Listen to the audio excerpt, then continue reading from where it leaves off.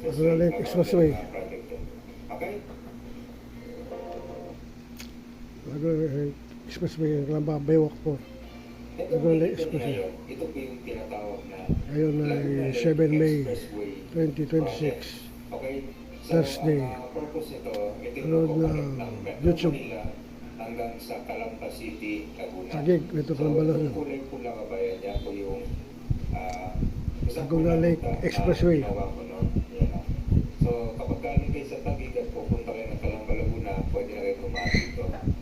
At ang maganda nito kabayan, pwede nyo lang iwasan itong SLEX. SLEX. At saka itong Manila South Road. No? Kasi ito yung bottleneck eh. Yung Manila South Road na yan din sa kasi nagkukos ng traffic dyan. Okay, at ang maganda pa nito kabayan, ang ganda ng view. Pag dito kasi Talim. dito Talim Island. Tapos itong Laguna Lake. So napakaganda. So meron itong tatlong phase. So dito sa area naman nagkakaroon ng Taguig. proposed reclamation area dito. Tapos reclamation niya. 300 hectares. Nako. Okay? So yung phase 1 naman ay yung Taguig to Kabuyaw.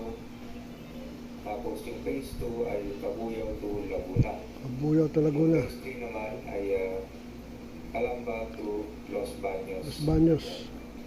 Okay, so sama lang kayo kasi dito din mag-update dito sa Calamba Baywalk. Yan, tapos update tsaka tour na rin tayo. No? Kasi dito, tatamaan din itong konti Laguna Lake Expressway. Kakaroon din ng project din. Okay? Alright guys, magandang hapon sa inyo lahat. Dahil dito tayo